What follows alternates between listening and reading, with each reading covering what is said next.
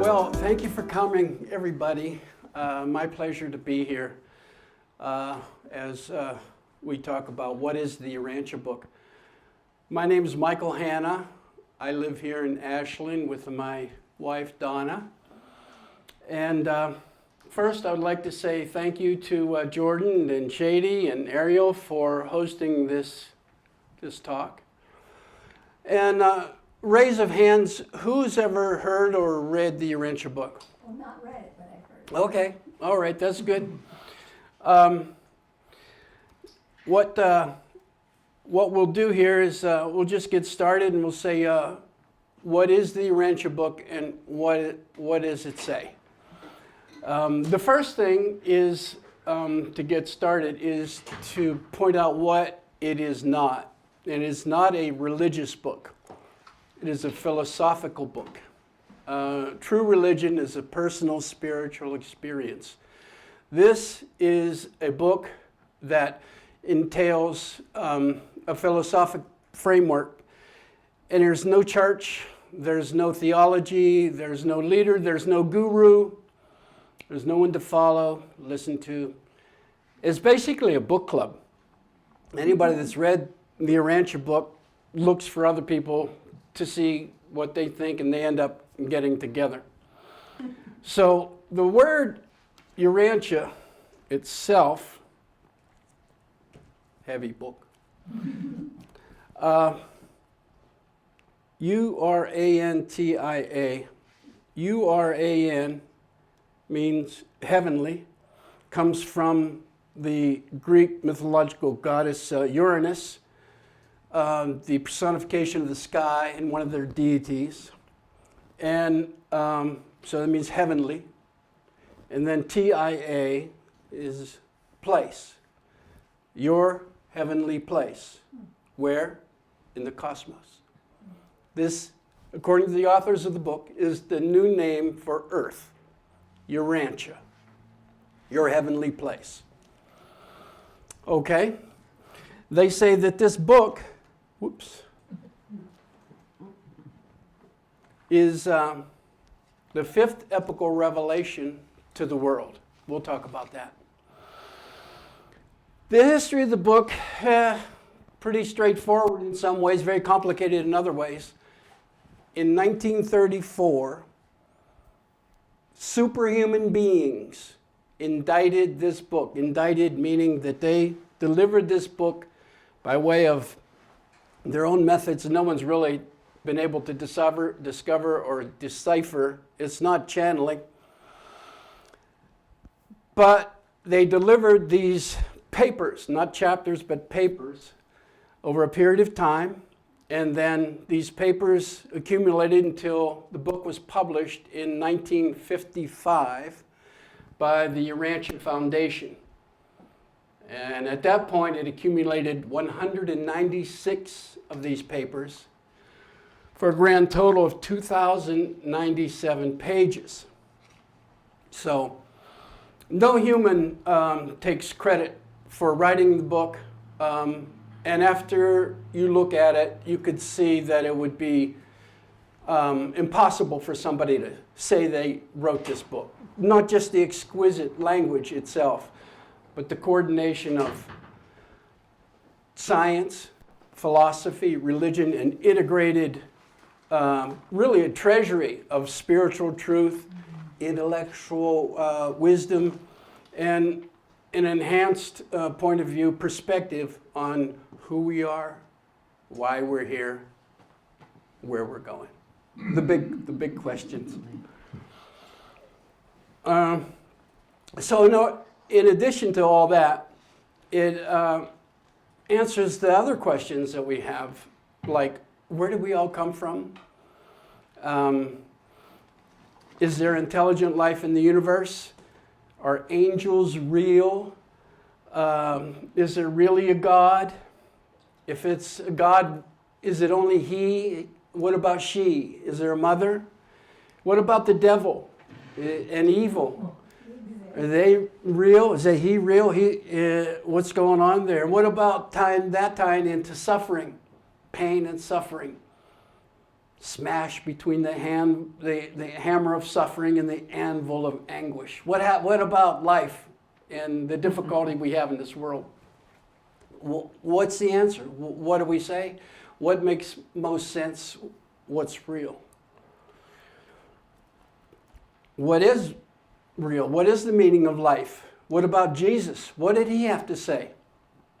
And also, is there life after death? Everybody wants to know these questions, and those questions, plus many, many more, are addressed in the book in full and replete ways. In this study, in this talk, will only just touch on the surface. Like we were saying, there's spray on the ocean, because there's immense depth. Here in this wonderful library, filled with tremendous number of books, many of them overlap, intersect, some conflict. But all of these books in the Urantia Book itself, which is on the shelf here, have one thing in common. They all tell a story. And the Urantia Book, in this little talk, well, the Urantia Book itself tells many stories. For me, for us tonight, I'm going to tell 3 stories. And so the first story is going to be about, well, let's start at the beginning. Creation and the master universe. We're going to talk about the very beginning, the beginning of the beginning. We're going to talk about potentials, actuals, and then the results. We're going to talk about where everything came from as a point of view. You don't have to accept it, but after you hear it, it may fit in, because a lot of people don't have anything to fill that hole as to where did everything come from. The second story will be the finite story of growth and development. How did our planet get here? What happened? The terrible things that happened historically to our planet. And they tie into what they say is the 5 epochal revelations. We'll talk about these revelations and historically how they go back. In terms of a timeline, 500,000 years ago, the first one, planetary prince. Move up 35,000 years ago, the next, Adam and Eve. What was that all about? Third, a guy named Macaventa Melchizedek came around the Middle East at a place called Salem, which is now Jerusalem. He was known as the Sage of Salem. What was that all about? And then the 4th epochal revelation, 7 BC at 12 noon, August 21st, the birth of Jesus of Nazareth, the 4th epochal revelation. 2,000 years plus go by. Now we have the 5th epochal revelation, the Urantia papers, or the Urantia book. Okay, so that's where, those are the 3 stories. And they're in this book, and in a lot of ways, it seems very complex, obscure, and very far away. But once you look into it, once you read it, you will see a new horizon line open up for you, in which you're able to measure that against the life and troubles that we have today.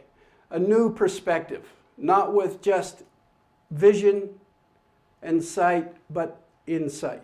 Insight into a new perspective of how you look at life and how we can make things better. And it all starts out really with what they say is the first source and center of all things. This is tying into the first story. They say that in the mind of God, there's a plan that embraces all things and beings. And it is the vastness of the undertaking, the immensity of the project that makes it impossible for any one person in any one lifetime to see very much of the eternal plan and purpose of God.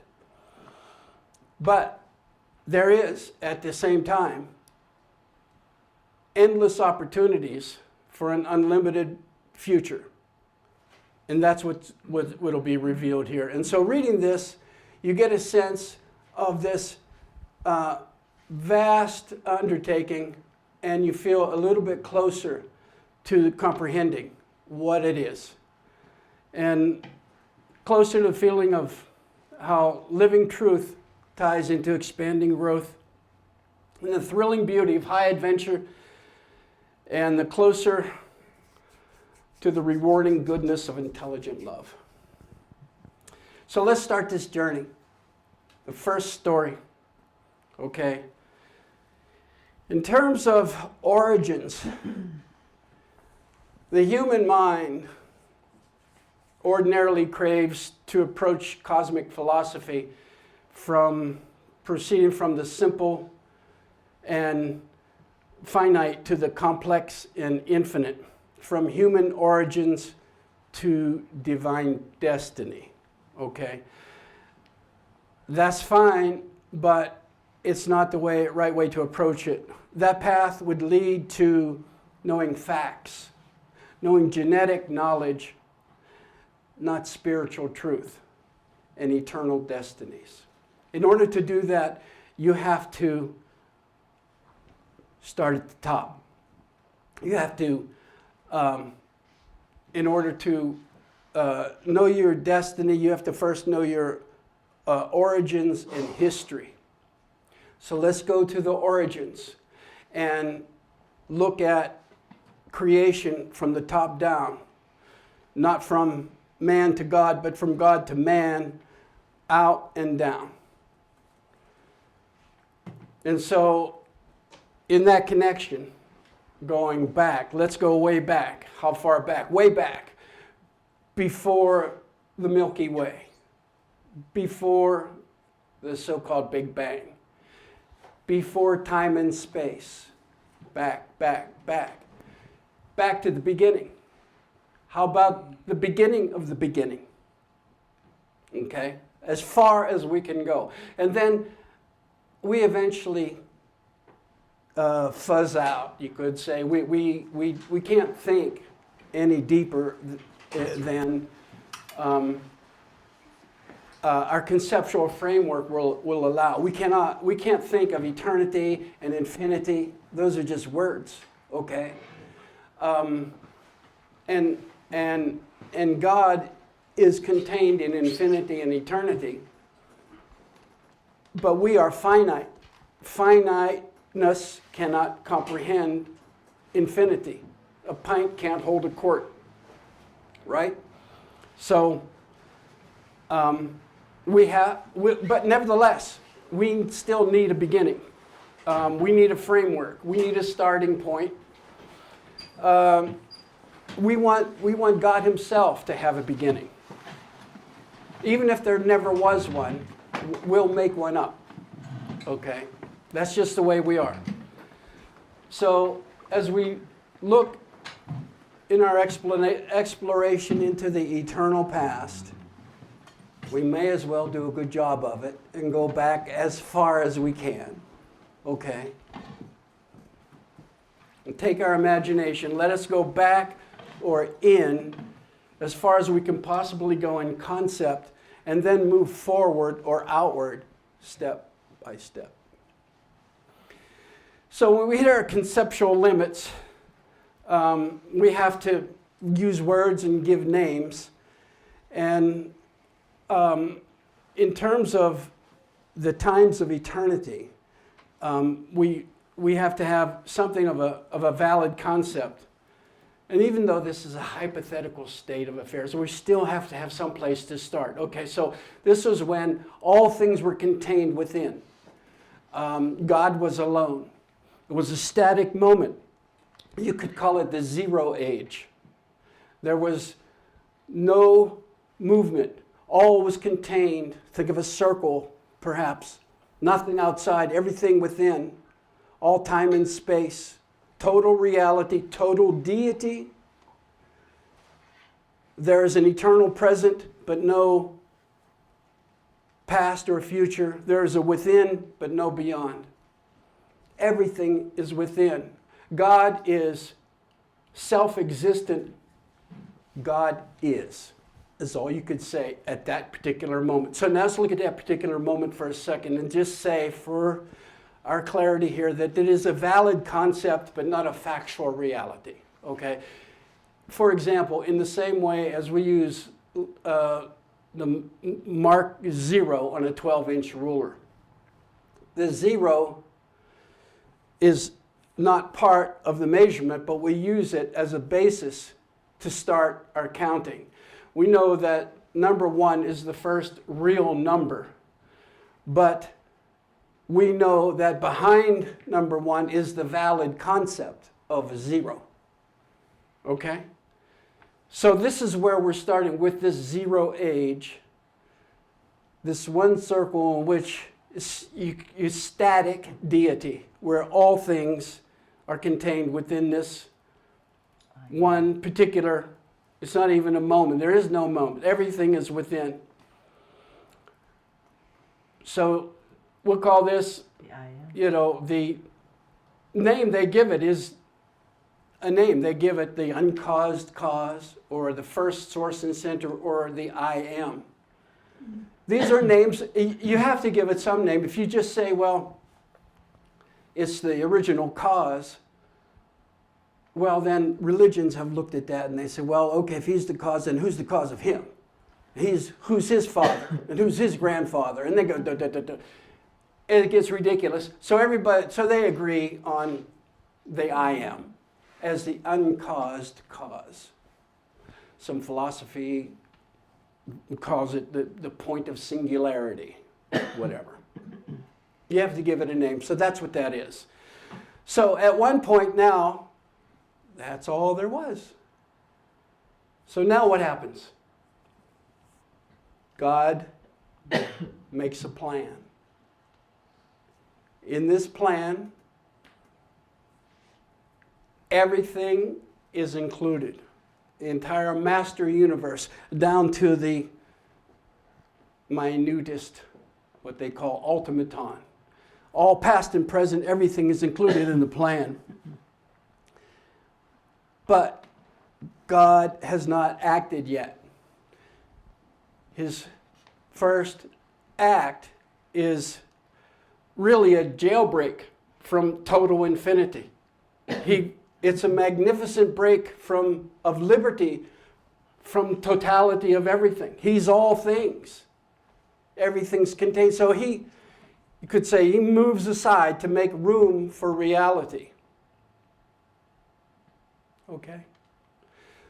So at this point, in this hypothetical moment, we have two realities. One, deity, the personal part of God, and then what he moves away from is the impersonal. Say it, people and things. Personal, impersonal. That's the difference. The material world that we live in is here, and the personal part is there. We stand on material things, but personal things are from God. So, in that connection, you have two, what we call reservoirs for this vast creation. The vast creation needs stuff. And the stuff is going to come from these two infinite reservoirs, personal and impersonal. If material things will come from the reservoir of this absolute, personal things will come from the reservoir of this absolute. One more thing here. Matter and spirit need to be connected. They both come from the original source, but they're here, they need to be connected. There needs to be an association. And this is the third thing. Stick with me here for a second. This third thing associates matter and spirit. It's like the third link in a chain fence. It connects matter and spirit. It associates. You need to have an association of matter and spirit. So, like me walking, personal on the material, or an association of coffee with the morning. Association, that's a thing. It's a reality. When these three things are there, separate from the original, you have one and another. This is a reality, personal. This is a reality, impersonal. The and is also a reality, one and another. So you got personal, impersonal, and a connected association. Okay, that's the reservoirs for the entire vast master universe that follows. Now, at this point, two other things happen in order to complete this picture. God has created in these reservoirs, first he had a plan, now he has potential in these reservoirs. Now he's going to have actuals. From potentials there comes actuals. At this point, God is still by himself as a person. He's separated from impersonal material, but he himself is still total deity, total person, himself, lonely. So he creates the eternal Son, which is also the universal mother. Very important. They talk about the universal mother. It's not just God as a father, but there's also the mother. At this point of creating the eternal Son, universal mother, all in one, he becomes the universal Father. This is his first creation. Okay? That's that. At the same time, the Father, this is now the next step. The Father and the Son create the infinite Spirit. These all things happen at once. This is pre-time. This is one step outside the zero age. So take an inventory here at this point. You've got the I am, you've got the two infinite reservoirs, personal, impersonal, you got a connecting link of association. Then you've got the Father that creates the eternal Son, universal mother. I'm going to call her universal mother because I like that. And then the infinite Spirit. So you've got the Paradise Trinity. Over here in the impersonal, it puts out the biggest thing it could generate, which is the Isle of Paradise. A place to stand. A geographic center of the universe. The dimensions are unbelievable. The exquisite beauty is untellable. Everything about what we've been told is beyond the ability of humans to appreciate and comprehend. So now we've got, as a review here, the beginnings of all things. Paradise, I was going to say paradise, infinite Trinity, paradise, and then the reserves. Now, here's something also to point out, that this is a theoretical point where we're saying God, the I am, did this, did that. That's all just words. This God, the one we're referring to, is omnipotent, omniscient, all places at one time, all knowing at one time. Everything is included within this, and so he doesn't move from one place to another. He is static, at the same time future active. He is all of these things at one time. Now, these qualities, you could say, or attributes of the universal Father are equally shared by the universal Mother and the infinite Spirit. They're co-absolutes in all things, matter, mind, and spirit. There is nothing that the universal Father knows, can do, or understands that is not known or able to do by the Mother and the Son. The Father, the only difference you would be able to see if you were one of the three, Trinity, if there is any differences, for anybody else looking, they're the same, equally like three circles, you could say, stacked there. You couldn't tell any difference in their abilities, powers, or attributes.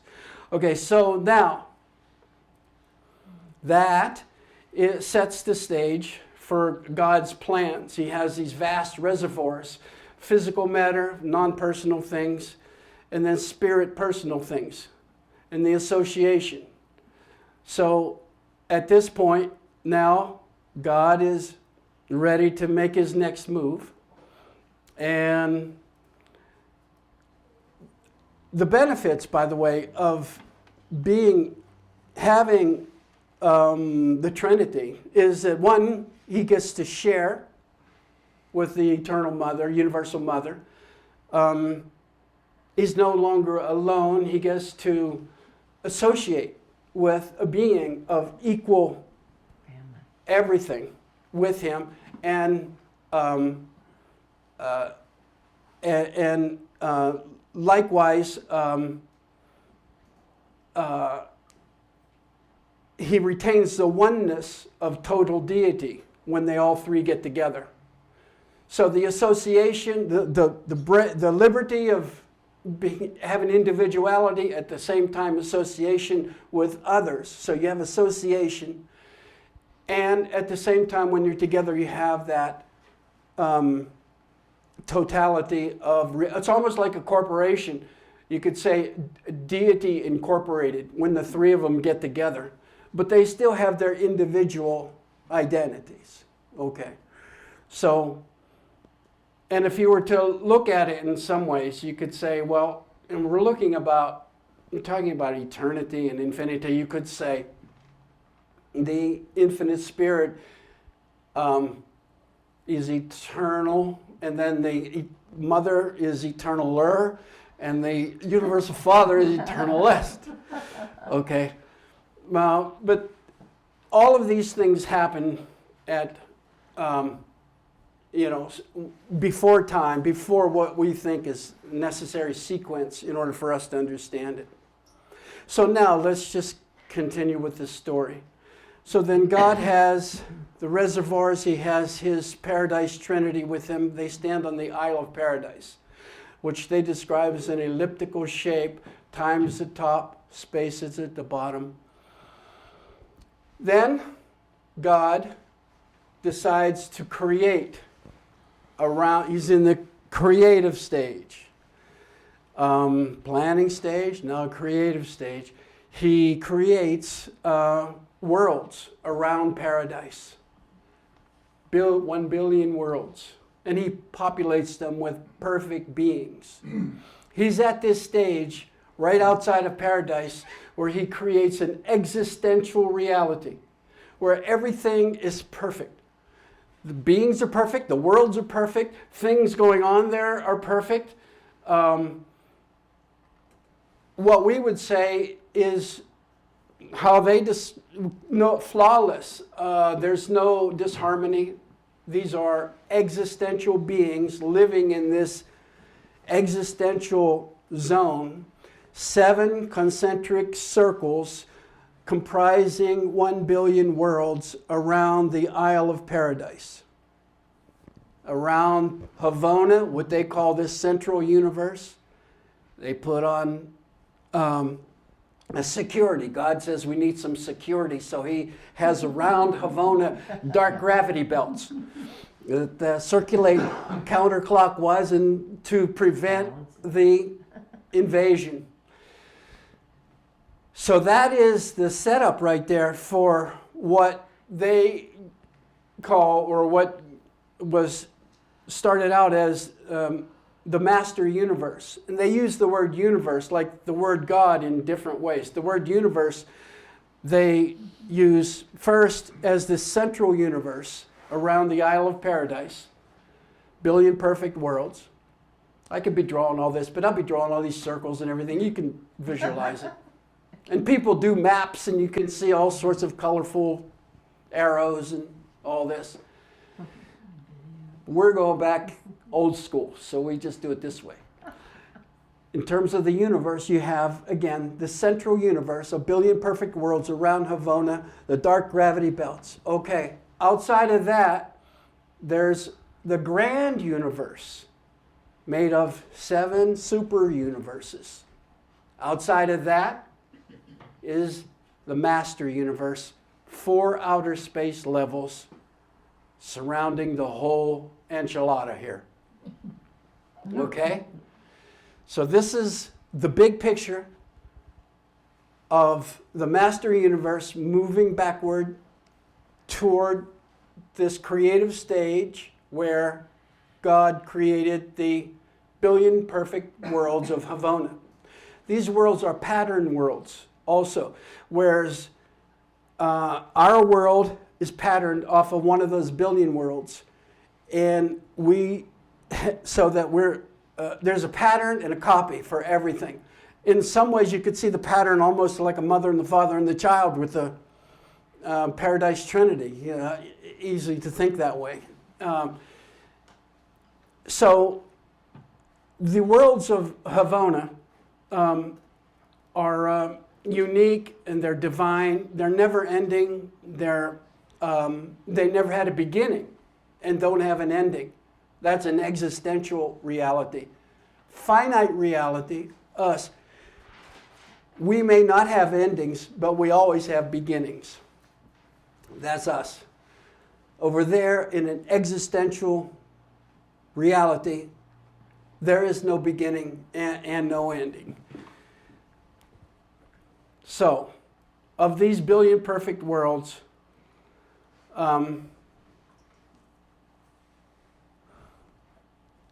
that in itself, with paradise, is called the central universe. Now, at one point, long, long ago, since we're telling the story,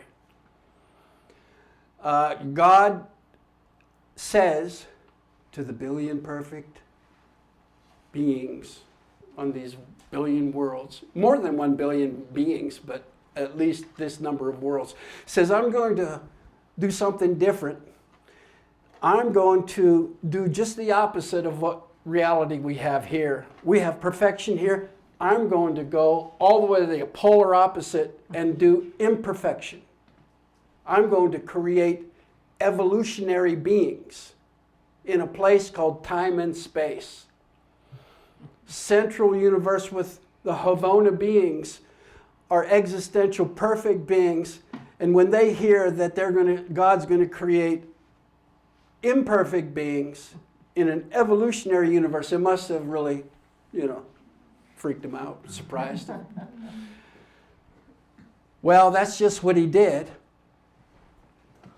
And the point is, for evolutionary beings in time and space to rise up from the inhabited worlds and make their way inward to cross over more dark gravity belts, cross over into the central universe, go down through the worlds, the 1 billion perfect worlds, into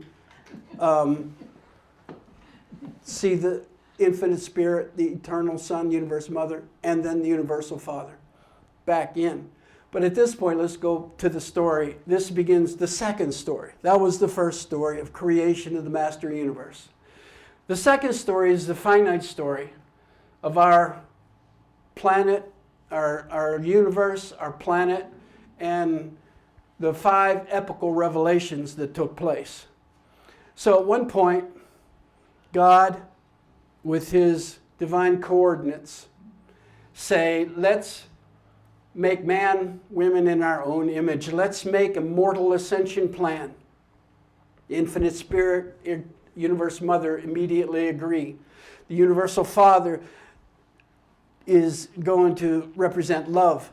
The Universal Mother, mercy. Infinite Spirit, ministry. By way of the Father showing love, passing on a spark of himself, a fragment of infinity, a little droplet from the ocean. We can't handle the whole ocean, but we can handle a droplet. Each one of these droplets is a part of himself, God himself, to indwell the minds of the lowest of all creatures, mortals, humans. The eternal Son, Mother,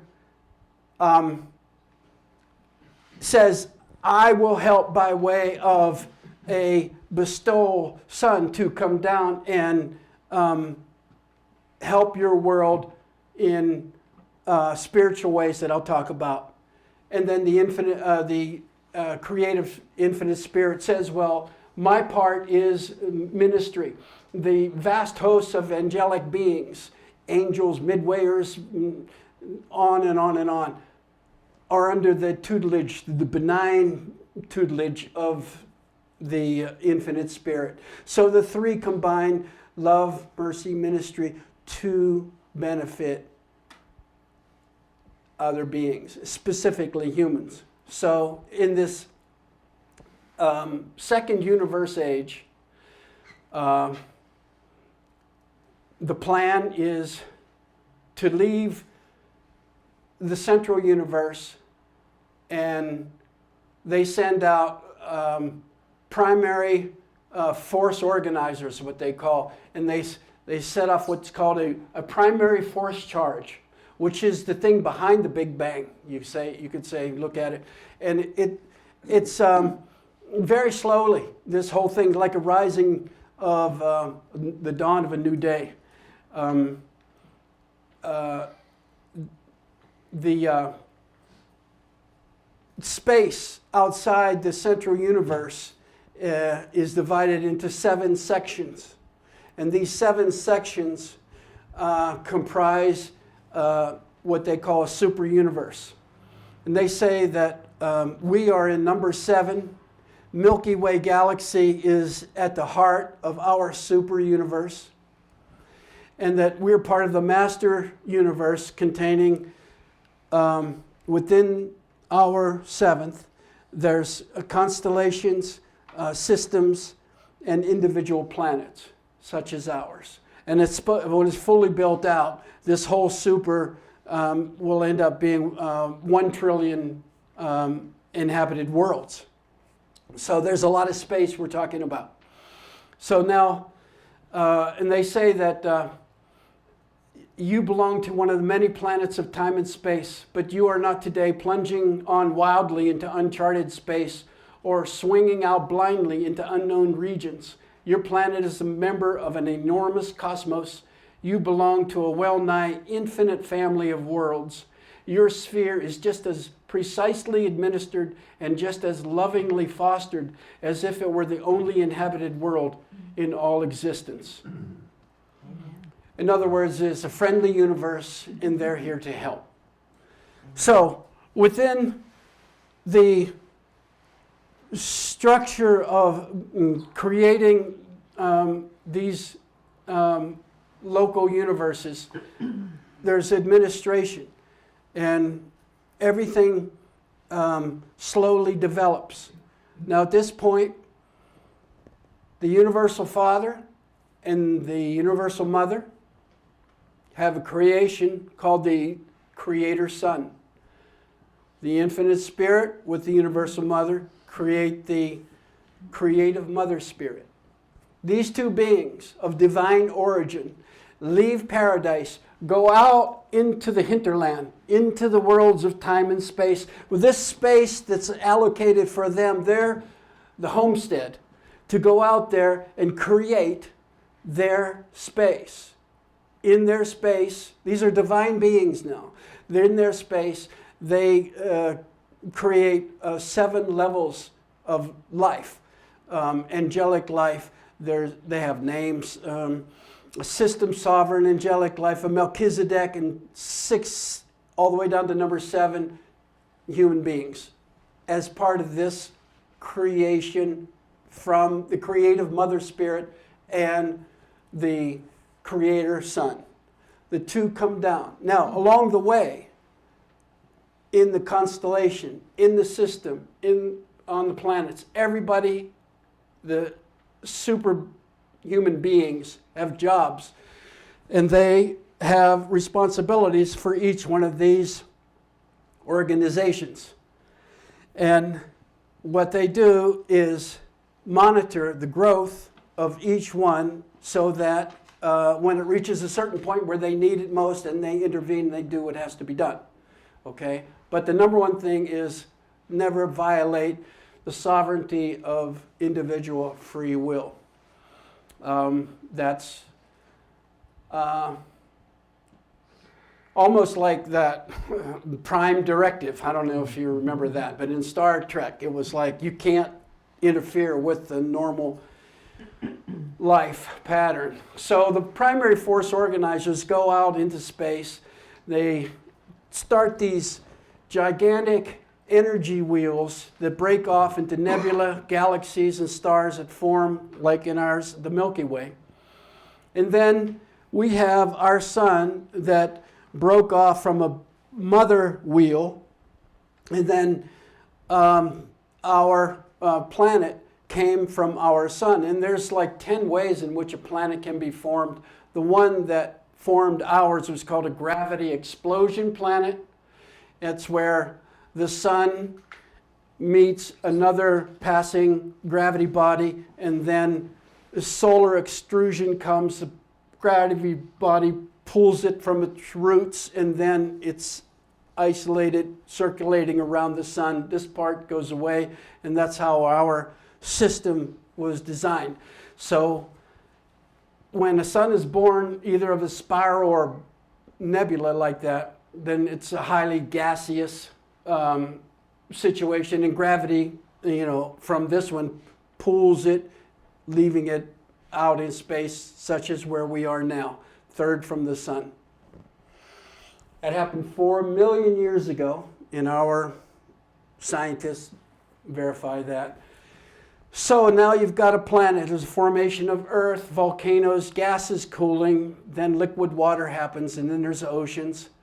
Time moves forward. 500 million years ago, the planet is ready for life implantation. What's called life carriers carry life from another place, Jerusalem they call it, to an inhabited world. Just molecules and a gazillion years and lightning bolt doesn't make life. Life begets life. Nothing begets nothing. So in this case, they implanted life in 3 different places, one in Australia, one in the shallow grounds of Asia, and another I forget. But over a period of time, the life carriers bring about these life plasm, and it develops to the point to where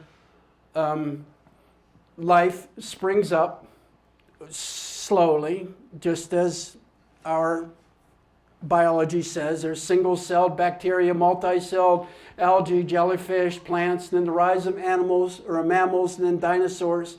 Then there's dawn mammals, there's mid-mammals, and then come the lemurs, the primates, then a species of the primates. The gorillas go that way, humans go that way. They develop their toe, we develop our thumb, we're upright, but mostly we develop our brain. Our brains develop past animal origin capacity, okay? And 1 million years ago, big thing happened. 2 animal origin individuals made their first moral decision.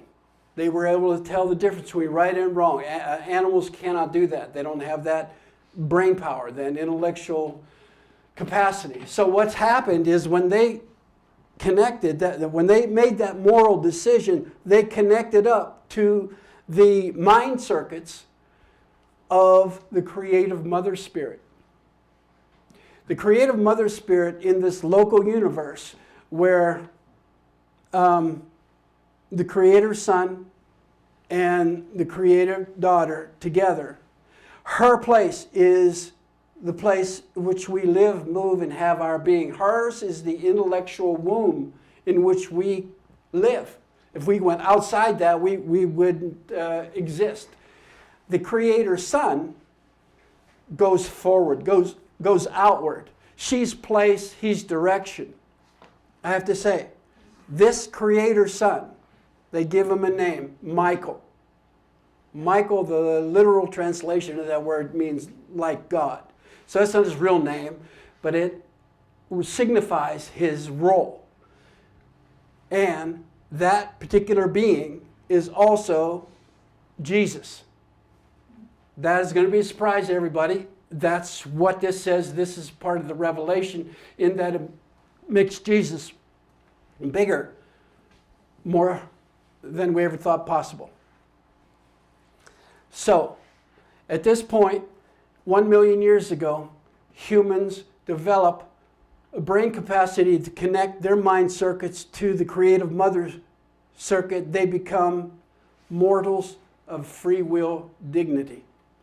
That's an important status in the universe. We are moving up. We go from, as human beings, we rise up from the humus and we proceed onward, okay? And we do it by sincerity, and more sincerity, decisions, and more decisions. It is our ability to move ourselves upward by the decisions that we make. And it's a slow process, of course, with humans and with the planet moving. So, important thing is to know that, in addition to all that, that this world is being lovingly attended to. They talk about beings that are here now, those that coming and going, life carriers that were here, that are still here, that were here to plant the life plasm 500 million years ago, but they're still here. Well, time is not relevant to them. It is the way it is to us, of course. But the planet Earth is teeming with celestial life. They say they're... Sorry, yes. About 4 o'clock in the morning. And, Okay, well, thank you for coming, Eugene. Okay. The book talks about superhuman beings. They say that we have a whole range of angels, angels of progress, angels of enlightenment, angels of health, angels of superhuman ministry, and even beings that they introduced to us called midwayer beings. Midwayer beings are beings that exist just outside the range of human vision. They're between angels and humans. So they're here, and they're revealed to us in this book. And so the goal of these spirit beings is twofold. One is to help humans continue their mortal ascension career. That's the first thing. And the second is to help the planet as a whole, collectively, move forward. So humanity and civilization working together is the focus of these angelic helpers. In terms of how they do that, boiled down, there's two types of revelation. One is personal, the other is for the planet. Personal is your own inner life with God, your prayer life. It's individual, it's continuous. The other is for the planet. It's epochal, episodic. It's and there's only been 5 of those. The first personal revelation, the personal prayer and internal spirit life, is not just for the wise men, the priests, or the shamans, or the leaders, but a personal God connection for all of us from the common clay of earth, you and me. It's for everybody. So that personal revelation is always available at any time with God. The second is for the planet. So as far as the planet goes, back to those early people, time goes by, ice ages happen, Neanderthals come and go, humans make progress, but then they reach a plateau. And they start to deteriorate actually. And so the spirit beings see this is a time for help from above. And it happens regularly. It's a normal feature of a progressing civilization. As an aside, on TV, you'll see like the History Channel, you'll see ancient aliens and how they came, they left technology and they did this and that and they built a show around that.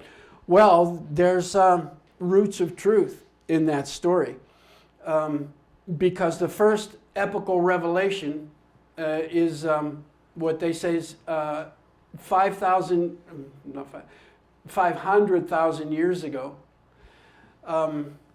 was the first worldwide epochal revelation to upgrade the world.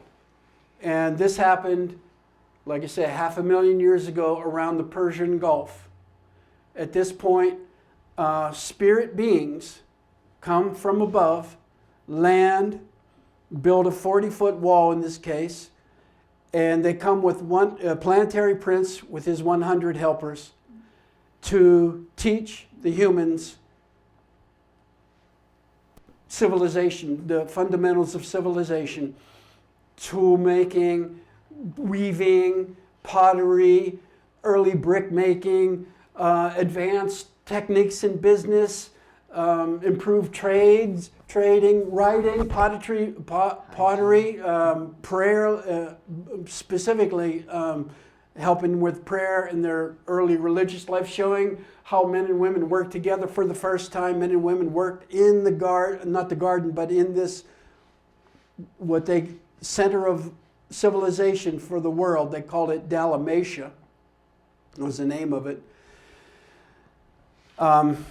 So that was the plan, and it's broken up into 10 divisions: health and hygiene, agriculture, law, hunting and trading and business. And so each one of these 100 helpers had a job to do, and they brought in the best and brightest from the surrounding tribes to learn.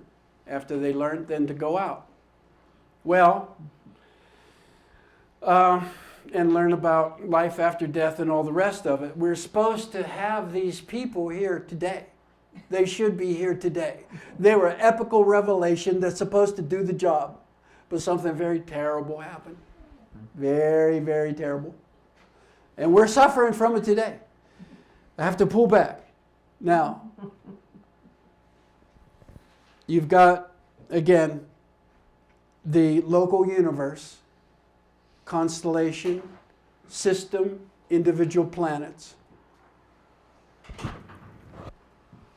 Everyone has a leader. Creative Mother Spirit and Creator Son for the local, the whole thing.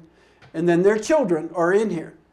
The Most Highs is what it's called. You've heard in the Bible, the Most Highs rule in the kingdoms of men. Well, they're in charge of the constellation. The constellation has 100 systems built in, so it goes boop, boop, boop, boop, bigger and bigger. But now going down toward the individual planet, we have a system. In this system also has a ruler. And this system has 1,000 planets.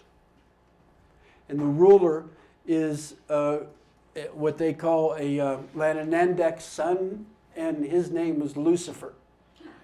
He is in charge of these 1,000 worlds. His first lieutenant is Satan. Now, Lucifer goes into rebellion against the greater universe. It takes a while for him to recruit Satan, but he eventually joins. Now, of these 1,000 worlds, 37 join the rebellion. Unfortunately, our planetary prince on our world, his name's They gave him his name, Caligastia. He joined the rebellion. Caligastia is not his real name, but they like the word Urantia, they make up a word to signify the identity of this person. Caligastia, if you break that down, means one who stands in darkness. And his his first helper was named Dalagastia.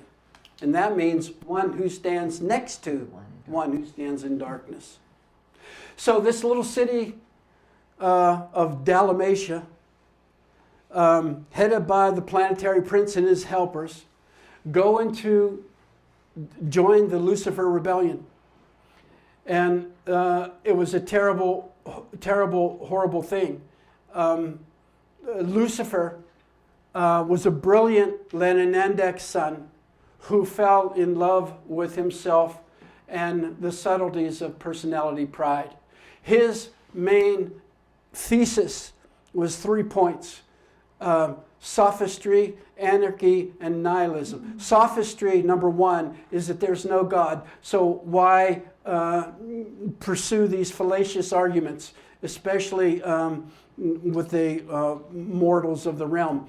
There is no God, and mind is infallible. That was the first principle of the Lucifer rebellion. The second is anarchy, that there's no hierarchical status. You don't obey or atone to anybody. And so we then have anarchy, flattening, no hierarchy, but anarchy. And the last is, since there's no meaning, nihilism. And nihilistic principles, the rejection of all religious and moral principles and the belief that life is meaningless. So these three elements of the Lucifer rebellion persuaded brilliant Caligastia, Satan, and these other beings who were so more intelligent than any one of us, AI or anything, could ever comprehend. These are spirit beings, have been around for millions and millions of years. They're not time-oriented like us, so we can't think that they're limited like we are. So they fell for it. And it caused a terrible, terrible, what you call disaster. Dis meaning separate, aster, stars, separate from the stars. Disaster. So what happened? These 100 helpers from Caligastia, superhuman beings that were supposed to live here indefinitely. They imbibed from a tree of life, which they brought down from Urantia, put it there, and they were supposed to imbibe on it, which they did, and a chemical reaction allowed them to live on immortally while they were here, the 100. When they went into rebellion, the planet was put in quarantine. The mind circuits were severed, and they were no longer able to benefit from the chemical reaction of this tree of life. So the 100, 60 went into rebellion, 40 remained loyal. Of these 100, of the 60, they drifted westward, and they were superhuman beings, and they became the mighty men of old. Zeus, Thor, Neptune. One of them went into, say, the women of men, and their child was Hercules. So these we think of mythological, really were superhuman beings at the time. And the loyalists went eastward and set up an establishment. They took the tree of life with them, and they set up an establishment, and they clung to the traditions that there'll be another spiritual visitation, another epochal revelation. So now, the 60 eventually die over a couple hundred years. Even though they were superhuman, they eventually deteriorated. Entropy had its say. And now these 40 lived on, imbibing on the tree of life, and over 150,000 years passed by. They wanted to establish a place for this new spiritual epochal revelation. And so they looked around the Middle East, and they eventually found a perfect location for their Garden of Eden. Eden comes from this word Edentia. They wanted to make it like that up there, which is a beautiful poem of botanic beauty.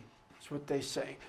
Garden, flowing river, this and that. So that's the plan. So they look around and they find a beautiful spot, a finger of land on the eastern coast of the Mediterranean. It's perfectly set up, the 4 rivers, the neck of the garden, 27 miles wide, kept the others out while they developed the garden in preparation for the next revelation, and it happened. It happened 35,000 years ago, according to the book. Adam and Eve materialized down to here. They say there's by seraphic transport. They landed. They said it took 10 days for them to rematerialize. And they were the son and daughter of the local system.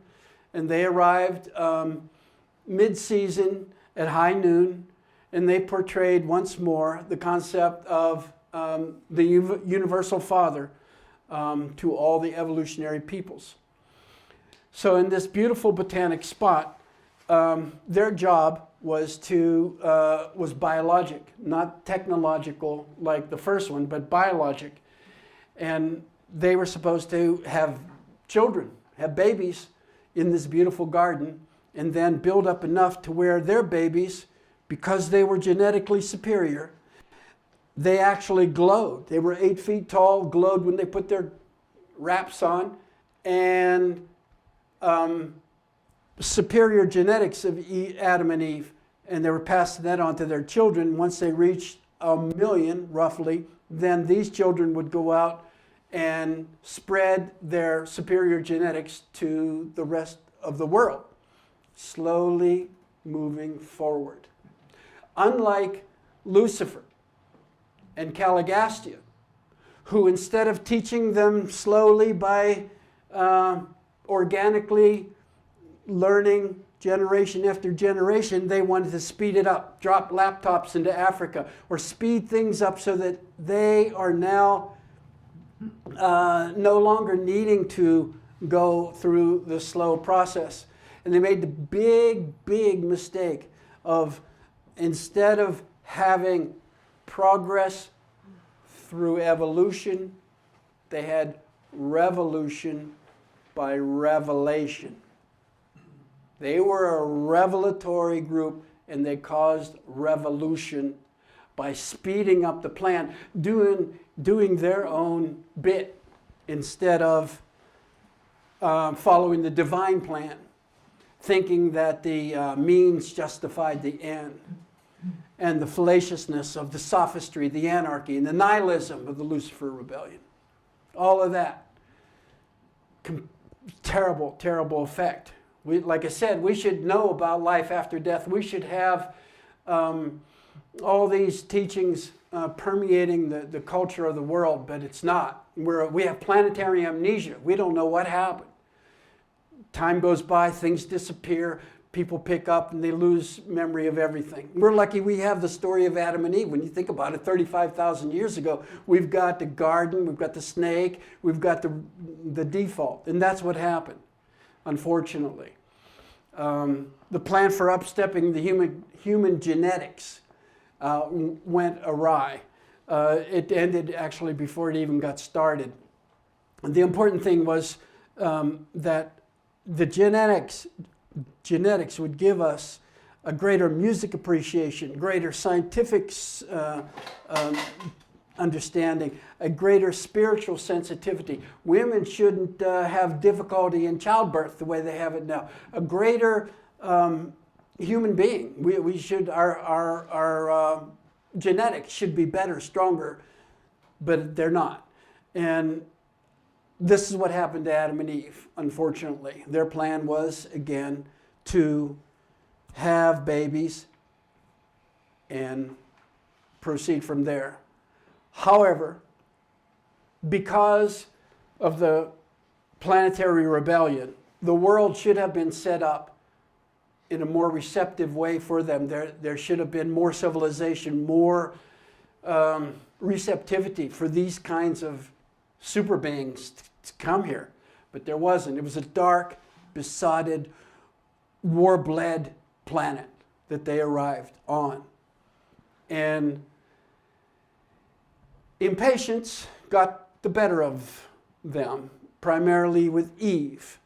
In the meantime, now Caligastia is an invisible being. And he still was around. He never was taken off the planet at the time. And so he was, in fact, is still here, they say, to prosecute his nefarious schemes. He can't get into us unless you invite his wicked presence, because your free will is supreme. As it is, he's nothing to us. We're stronger unless you invite him in. Okay, that's important. I'll tell you why we're stronger. But the main thing is, at that time with Eve, the nefarious Caligastia devised a wily flank attack and manipulated the thinking to where Eve and this brilliant leader from a neighboring tribe devised a side plot to get together, and then their child would be part of the tribe and would be organically part of that tribe, and then it would speed up the plan faster. That was the plan. The means overriding the end. Do it now so that you don't have to be in this miserable world that much longer. So only 100 years went by. Eve got ensnared into this diabolical plan with Cano, and she had sex with him on one moonlit night. Adam immediately found out about it. The universe circuits were cut off because they didn't go into rebellion, but they went into default, which marked a double disaster for our world, but it happened. Adam found out about it. In a way, it's a tremendous love story, because he could not live without her on this darkened planet by himself. And so he sought out another woman in the garden, did the same thing, and now they were both, in the Bible and Genesis and all the rest of it, you talk about in the garden, they were out of the garden.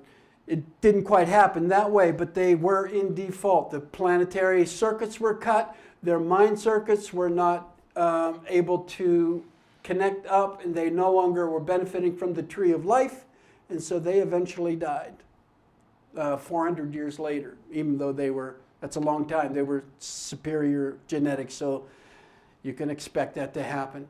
In the meantime, in the garden, they left that garden, went to a second garden, which is around Baghdad, between the Tigris and the Euphrates River. That was the second garden that lasted for thousands of years. And we did benefit a lot by what happened from them. They did produce, they had hundreds of kids, but not what they're supposed to have. And so what droplet of genetic superiority or enhancement we have is still doing us a lot of good, but not what we could have. In the meantime, time goes by, and now there's from 35,000 years, the one God concept in the minds of humanity is now deteriorating.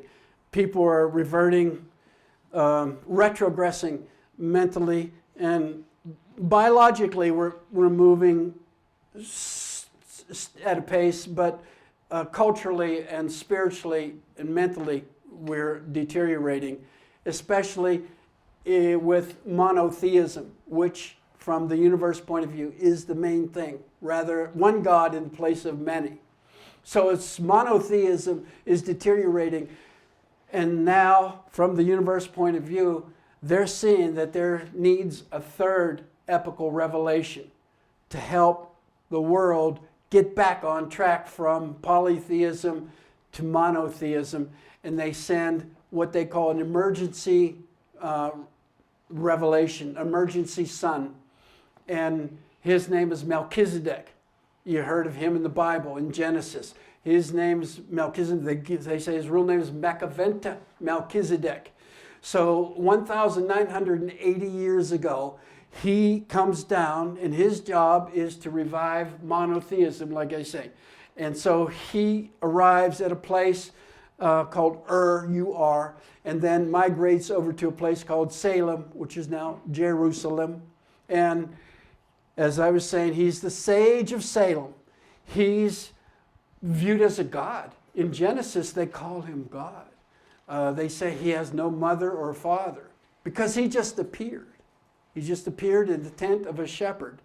And he says, I am Melchizedek, and I represent El Elyon, the Most High.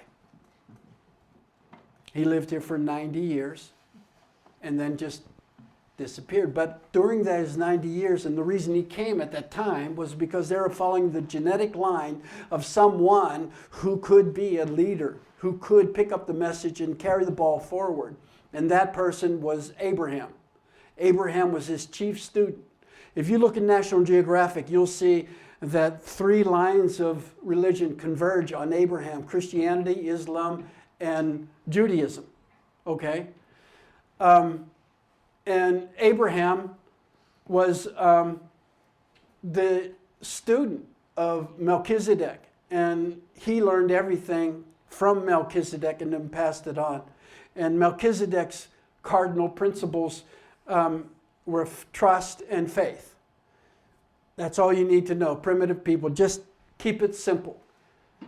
And Melchizedek's early teachings also was the heart of Moses' 10 Commandments. So, and Melchizedek built on the teachings from Dalmatia and what they taught the early people there.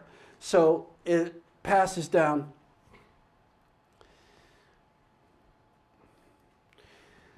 So the Melchizedek missionaries go forth from the Middle East. They're teaching the one God concept, and in preparation for the next 4th worldwide epochal revelation, Jesus of Nazareth. 2,000 years go by. Here's Melchizedek. Now here's Jesus of Nazareth. Like I said, they identify the time and the date of 7 BC, August 21st, noon. And his mission as a baby, well, let's just say this. He comes as a baby at that time in Bethlehem. Who is this Jesus? Joshua ben Joseph. Joshua ben, son of Joseph. He was the creator's son from the creator status in the local universe. His mission is to experientially live the life of each of his created beings. And he lived 6 previous bestowals. The reason is to live the life, to experience and know what the life is like because you lived it, not just academically or theoretically, or he's the father of all the co-creator of all the beings, but he has to live the life. Doesn't have to because he already comes with authority, but if he lives the life, then he gets what they say is a master Michael because he earned it. So, of the 6 prior bestowals, he comes here, divinity turned into humanity, lives his life successfully, proclaiming the fatherhood of God, the brotherhood of man, terminates the Lucifer rebellion. The essence of his teaching was love and service. And when he died, he left behind the spirit of truth. The spirit of truth is from the mother spirit, and it resonates with us It is like a tuning fork where we can identify truth, regardless of where it came from in any of these books or what I'm saying or wherever. It is a truth that you know it's true because the Spirit of truth, and where two or more of you gathered together, there am I also. So that Spirit of truth was there then when at the time of Pentecost. That's when the Spirit of truth was poured out upon all flesh, you could say. Now, the Spirit of truth, here's the other very huge thing, is that the Spirit of truth is the precursor for the other great Spirit from the universal Father. The universal Father I was telling you about gives this droplet of infinity, droplet of Himself within the minds, the superconscious minds of each person. And that Spirit of truth makes the way for the universal bestowal of what they call thought adjusters. That's a name that they give for the spark of God. Thought adjusters, mystery monitors, spark of God, these names that they give. But it's not an angel, not a being. God Himself is chosen to bridge the time and space, infinity to finiteness, from God to man. All the other beings would love to have this spark of God within us. So it is a great benefit and luxury in a way for us to have it. So let's go back to the story for a second. So 2,000 years have passed by and the world's a mess. Look around. Things are bad. Things are dark. And there's reason for it because we're incoherent. We know nothing about the rebellion 500,000 years ago. The devil is synonymous with evil. It is a myth. Adam and Eve is a story about a snake in a garden. Melchizedek was successful, but his mission pretty much is dwindled down to just a few lines in Genesis. We know very little about the real truth that's there.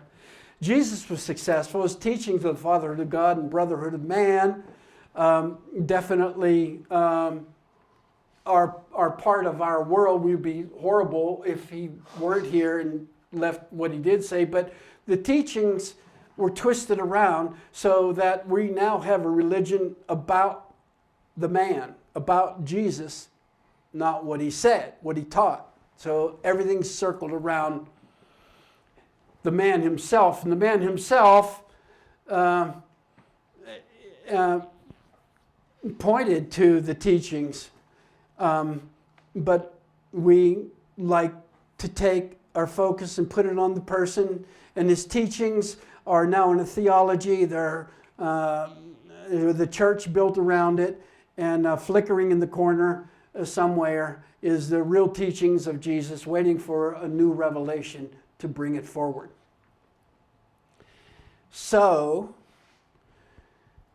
the time for a new revelation came in 1934 when the spirit beings see that this world is in dire help, not technologically like before, not biologically, but our civilization is in dire straits. We are at the precipice of going dark. And unless we get a comprehension of our true picture of where we fit in, not just in the far-flung cosmos, but as a people. They say that there's 3 levels of reality: matter, mind, and spirit. And our job as personalities, is to integrate those 3 things: matter, mind, and spirit. Matter, material things, mindal things, and spirit things. Truth, beauty, goodness. We learn these things, we study these things with science on the material level, philosophy on the mindal level, and religion on the spirit level. science, philosophy, religion, truth, beauty, goodness, fact, idea, ideal. See, and our personality as we go through life is to not just have monovision, just everything's materialistic, or spirit vision, just everything's all spiritualized. We need what they call a cosmic mind, where you have panoramic, stereoscopic view incorporating these three levels of reality. You could say matter, mind, and spirit are like three legs of the stool. You need the three to hold it up, to have what you could call the totality of reality, a tripart connection for these things that we live with, matter, mind, and spirit. We don't know any about that. We're just hurtling down the road, bumping into one wall after another. So this emergency revelation is the beginning of the last story, which we'll start, but we won't be able to finish, because it's a story of evolution, the tale of finite growth and the development and the narrative of the mortal ascension plan. So what does that mean? This is what the book says happens to us. First, we have this spirit of truth. We have the spark of God within us. At 5 or 6 years old, our brains develop to the point to where we can make that first moral decision that those first two human beings made 1 million years ago. Prior to that, as an infant and as a child, you don't know the difference between right and wrong. But when you finally make that moral decision, it doesn't have to be right or wrong, it is the fact that you made it. Once you make that decision, something very special happens. Your personality is immediately indwelt by that spark of God coming from paradise without any time travel to account for. They travel without time, instant. The personality of the human and the spark of God together make a third entity, the soul.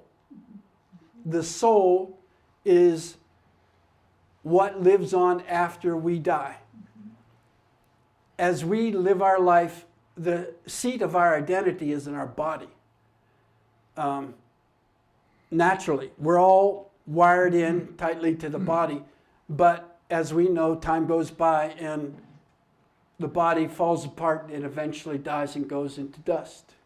So if we're going to live on into something else, we have to have something that survives the body. And in order to make that viable, we have to transfer the seat of our identity from the body to the soul.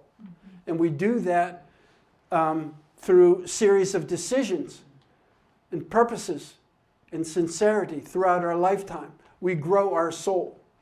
Our soul is what you call a super additive consequence of our decisions.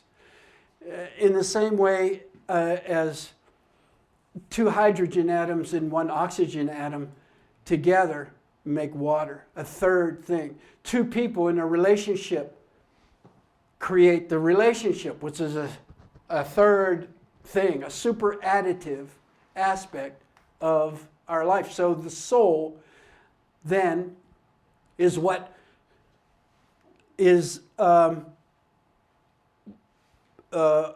us, and is what survives. Now, this soul has also a career up ahead of it, because at one point, sometimes on this world, it happened twice, but mostly on the next world, the Spirit of God, the thought adjuster, is so you are so in tune with the plans and purposes of the Spirit of God that you eventually would fuse, what they call fuse. So the Spirit of God and your personality become one forever. So you're forever connected with God. There's no defuse, you and God. So you give God personality. God gives you immortality. You give it right away in fusion. It'll take forever for you to get all the immortality downloaded from God. But it's a forever thing. So that moment of fusion, it did happen here twice, they say in the book. Once with Elijah and Enoch. So your physical body is no longer able to stay on this planet, and you essentially explode. They said in Elijah, he went up in chariots of flames. So that's what happens, is it's a physical reaction that you've basically outgrown this body. So Elijah and Enoch, it happened, but I don't know of anybody else in this darkened planet, because you have to be highly spiritualized. You have to be in tune with God, so they can't tell the difference between what God wants and what you want. You are dialed in. You're in sync. Elijah was able to do it. Enoch was able to do it. So that's fusion here, but then what about the future? Well, when you die here, they say your three things go with you. Your soul, your memory transcript, and that's, each one of these are carried by beings. The thought adjuster carries your memory transcript, a seraphic angel carries your soul, and then your personality is the third thing. And the three of them, the soul, the personality, and your memory transcript, are all put into an awaiting body on the next place, what they call the mansion worlds, the first mansion world. So you leave off down here, you wake up over there. The same way, except you're in a new body. And your memory is intact, only of things of spirit value, not things like tying your shoe or something irrelevant. But things of spirit value. What that is, I don't know. But they say you can just think about it. And so you wake up. They say you wake up on the mansion worlds. Mansion world number 1. The transport time is of no consequence. Just you fall asleep here. You wake up over there. You're unconscious. 5 days is the same as 5,000 years. You wake up in the new body. You have 10 days to see who came before you. What else do they say? It's a beautiful place. There's water. There's canals. It's like a garden, like the Garden of Eden. And so you have this body and you move around and you're still subject to mechanical accidents of some sort. It's a world design. They call architectural world. So you get there and everything's working the way it should be. It's everything that we thought heaven would be. It's that. And so, but you still have a job to do. You do things. You're interacting. You don't just sit around on the curb playing a harp. You're interested. It would be too boring. So what they do, I don't know. But you have things to do. They say that if you're interested in science, and then you're with that. If you're in art, you're with that. If you're in music, you're with that. You choose what you want to do. And they have a house for you, and dwellings, and all the things that you might expect or would want. They say it's there. So, the first mansion world, you go there. You go through 7 of these worlds. Each one progressing. On world number 5, you're supposed to fuse. It takes you that long if you come from here, up around there. So you eventually fuse. You make your way up through the 7 mansion worlds. And you get retuned, they say, or you get a new body. They say, you read the details in there, but you make progress, okay, through the 7 mansion worlds to where you eventually qualify to go to the next upper level, to the constellation. You live your life there. There's a university. You meet the Melchizedek University. You meet all the beings that you've always wanted to talk to or meet or whatever. It's just this university of things that are out there. And then just expanding circles all the way up to the outer edge of the super universe, where now you're ready to go from time and space and cross back over to the existential world. You're ready to leave finiteness and go toward the edges of infinity. You're still a progressing mortal. You started out imperfect, but you made your way up perfecting to where now you reach over here. You are a perfected being, not in the abilities or attributes, but perfected of purpose, perfected of your own finite abilities. So now, at this point, you have the perfect Havona beings meeting the perfected mortal beings to interact. They're learning from us, we're learning from them. And who but God could create such a masterpiece of potential super additive by these 4 outer space levels? First you have existential, you have evolutionary. What could be out there? And who could handle it? Except, okay, thanks for coming. Who could handle it except for a different kind of super being that may come from the perfect and the perfected? That's in the 4 outer space levels. So, wrapping it up, the being human, one-time human, travels outside the super universe, reaches the shoreline of Havona, gives thanks to his transport seraphim for the safe travel, thanks the Creator Son, the creative Mother Spirit for all that they did, and then moves to the first of the Havona worlds, all the way through 1 billion. Each world is unique. Each world is different. You're supposed to learn something different on each planet. But you are ready for it. You have gone through all the things that are necessary. They say you have learned to feast upon uncertainty, fatten upon disappointment, enthuse over apparent defeat, invigorate in the presence of immensity. And in the end, you see that nothing, absolutely nothing is impossible with God. And so you make your way through these 1 billion worlds, and now what? You're facing the 3 members of the Trinity. First, the infinite Spirit, then the creative Mother Spirit, and then finally you see the universal Father. You have jubilation. You reach a point where you're worshiping God, and you hit a point where they say you have a 3-fold light fluctuation, where God says, okay, I had enough. I'm good, and thank you. And now you have things to do. You join what they call the core of the finality. It's an elite core of glorified mortals of time and space.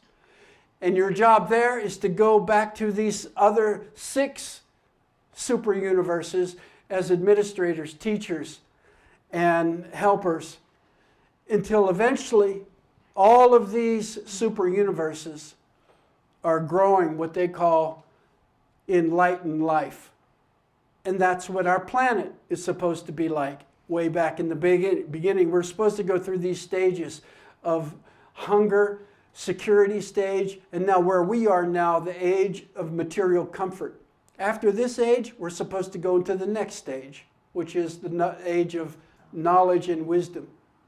After that, we move to what they say is light and life. We're nowhere near that, okay? We should be moving along, but we're not. At the material comfort area, we're ruining it because we overdo it. We instead of going to knowledge and wisdom, we go to the gluttony and the dangers, fallen victim to the dangers of self-gratification. That's where we are. That's why the book is here, to try and get us back on track. So then, that is the 7 supers, your finaliter, And now the 4 outer space levels await everyone. You go from the central universe to the grand universe of the 7 supers, and then outside that, the 4 outer space levels. Now, if that isn't enough to make you interested, I don't know what is. So I'm just going to say that's the end of the show and or show talk. And if you wanted to have any questions, we'll try them. Yeah, I have a question. Okay, in 1934, when there's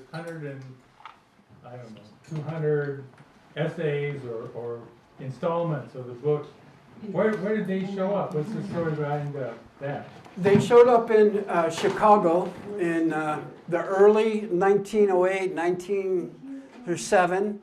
And it's a story having to do with a man named Dr. William Sadler and his wife, Lena. They were 2 physicians living in Chicago. And then one day, there was a knock on their door. They were in between houses. They were renting before they got to their next house. And the lady says, "Are you physicians?" And they say, "Yes." And the lady says, "Well, my husband is talking in his sleep. Can you come down and look at him?" So Dr. Sadler goes down and he looks, and the guy is mumbling something. But he takes an interest in it, and the wife asks him again. He comes down, and then the man actually starts saying these things that the wife has never heard before. And Dr. Sadler's never heard anything like that before, but it catches his interest. So a number of years go by, and he's now his patient, I guess. And at one point, there is a communication, not through this man, but somehow they communicate. It gets a real vague here. Let me have to say, there were 7 people involved in this, what they call the Contact Commission, where the spirit beings who were bringing this information in, they needed what they call a sleeping subject, this guy who's sleeping. They needed him for certain parts of the book, the super universe ones that needed a midwayer to help translate it. Otherwise, they could have a direct communication. Here they had to translate. So that's why this guy was needed. So there were 7 people, Dr. Sadler, his wife, his son, and 3 others. They all took an oath not to say what they knew or learned. And they all went to their graves saying that this is the epochal revelation, this is all they know, and they don't know anything more about it in terms of how things happen. They say everything that they know is already in here. So what happened was, time goes by, and Dr. Sadler is in communication with one of these midwayer beings. And they had to have several people in the room if there was any kind of contact there, not just one person. And at one point, Dr. Sadler gathered together, this is before TV and just after radio, so boring times, people were looking for what they called talks or sessions or seminars and things like that. And Dr. Sadler organized a Sunday group. Turned out to be 70 people. Physicians, housewives, doctors, regular people, his clients, and just people. 70 of them, mixture, cross-section of humanity there. And he then was going to give them a talk on health and hygiene and stuff like that. But then when he brought up this one case that he's been involved in, could not figure out what happened. They didn't want to talk about anything else. They just want to talk about that. And so he brought that back to them, and then they said, then the being said, what do you want to know? Because they put this book together as a way to help us immediately, but they don't know all the little quirks that we have, and so they did like a focus group of these 70. that these 70 came and went, more people dropped out, some dropped out, others added, like 20 years or more. And they said, well, if this is a superhuman being, we're going to ask us some tough questions. So they asked questions like, what happened to my Aunt Mary? And, what's this, what's that? Like childish questions. And the being said, listen, if you, talked to Dr. Sadler, said if you knew what you had here, you would ask us the most profound, deepest questions you can possibly think of. So Dr. Sadler took that back to them, came up with like 500 questions, and presented them to them. And then the first 3 papers appeared. 3 papers, 3 sections, I can't remember. But there was papers that appeared that answered who is God, the universal Father, the nature of reality. And, the first 5 papers are the universal Father, the nature of God, the attributes of God, God's relation to the individual, God's relation to the universe. And that answered a lot of their questions. And so that started the process, and it really knocked them back on their heels to realize that this is something special. So these papers came through, the first parts 1, 2, and 3, Central and Super Universe, the Local Universe, and the History of Urantia, parts 1, 2, and 3. And then part 4 is the Life and Teachings of Jesus, 700 pages. That came last, and eventually the war came, that postponed the printing until 1955. They finally got it together. And that's it. There's no contact or anybody saying that they're still in touch with this or that. And so it's really a mystery in that regard. When you say they appeared, what do you mean by they appeared? The papers, yeah, they just appeared like on the desk. These papers. Oh, I see, okay. Like paper 1, paper 2. Yeah, right. And here's the kicker. Yeah. The papers were written in the handwriting of this guy.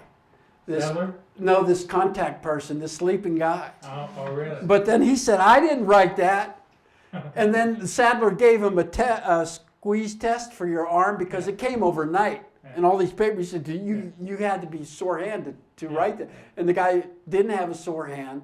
But how that happened, evidently they know the handwriting of this guy and they used it. Right. And then they're supposed to burn all those papers anyway, which they did. Until all you have left is this. But what's really profound is that every one of these people, they were church-going people, really devout people, were all in agreement that this is the process. This has happened. Dr. Sadler didn't write it on the side and, kind of sneak his way in there. And so that's pretty impressive to know that people went to their graves all in the same page, saying that this is what it was. So that's it for that. Well, what's interesting is that the authors are celestial beings, the authors of the different papers. Melchizedek, perfecter of wisdom, all these different. I assume you guys are congregants of this. Well, I'm assuming. I've That's been an reading it for a while. Yeah, I've read it a few times. Yeah. That's interesting. But part of your story about the one 500,000 years ago is very reminiscent to me of the Anunnaki, who basically instructed the Sumerians in the basics of civilization, right? In agriculture, in civics, in all that kind of stuff. It sounds, and I'm sure there's overlap in some of these things. Yeah, when you have these celestial beings here for that long of a time, it spreads out, and they pick up knowledge here and there, and they work with it. The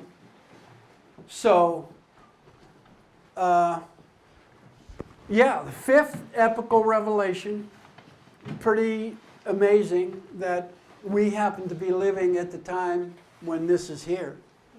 I mean, all of us here have 1 foot in the 20th century and 1 foot here. So we knew what it was like back then. This is supposed to be a word of mouth, slow process growth, rather than mass publication.